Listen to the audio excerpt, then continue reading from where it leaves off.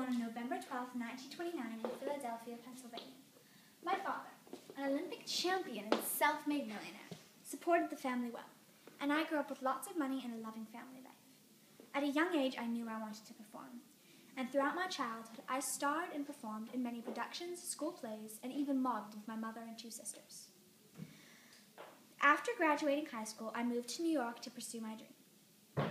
Yes. Hey there, Miss Kelly. You're doing great thing. So here's your drink, and the director wanted me to tell you 15 minutes till your first date. Thank you.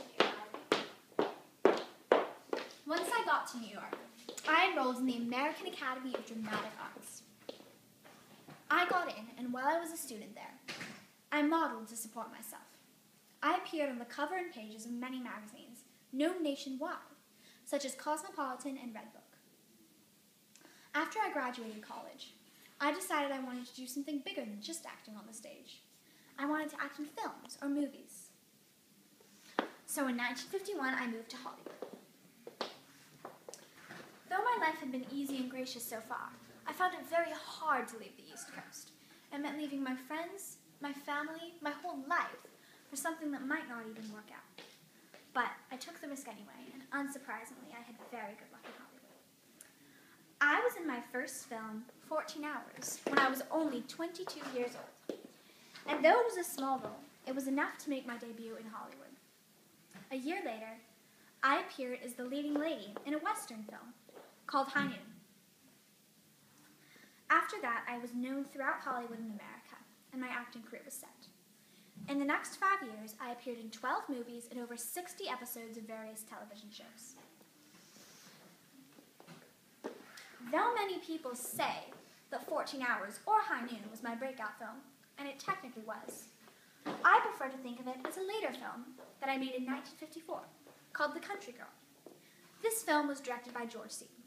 In this film, I played a dull, frumpy housewife married to an alcoholic, and my character is blamed for all of her husband's problems. I was used to lavish costumes and playing love interests or leading ladies. So this was a very different role that showed people that I could be a serious actress too, not just a girly, frilly one. I won an Academy Award for my performance in The Country Girl, and that pretty much proved what I wanted to say. Yes, Ivy? Hey again, Miss Kelly. So these flowers were sent out from the director. Oh, thank you. Mr. Hitchcock? Yes. They're beautiful.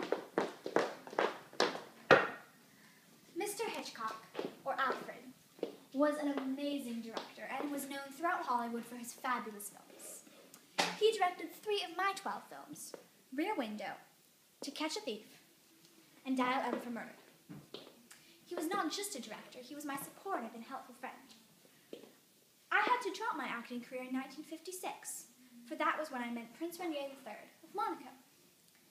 I met Prince Rainier when I was in Monaco, filming one of Alfred Hitchcock's movies, To Catch a Thief. Someone had asked me if I wanted to meet the prince, and of course I said yes.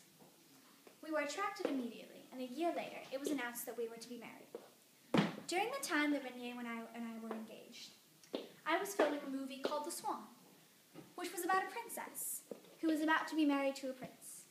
A fine fit for me, since my fiancé was a prince and I was about to become a princess. Alfred and I were great friends, and he was at my wedding. For Rainier and I got married on April 19th, 1956, in Monaco. We were at the St. Nicholas Church, and there were over 600 guests at our celebration. Later on, we had 3 children: Alfred, Caroline, and Stephanie. I was loved by my subjects, and they were very happy when I decided not to go back to Hollywood, for I stayed in Monaco to help support what I believed in. I was active in many charities and even started my own, the Princess Grace Trust Fund.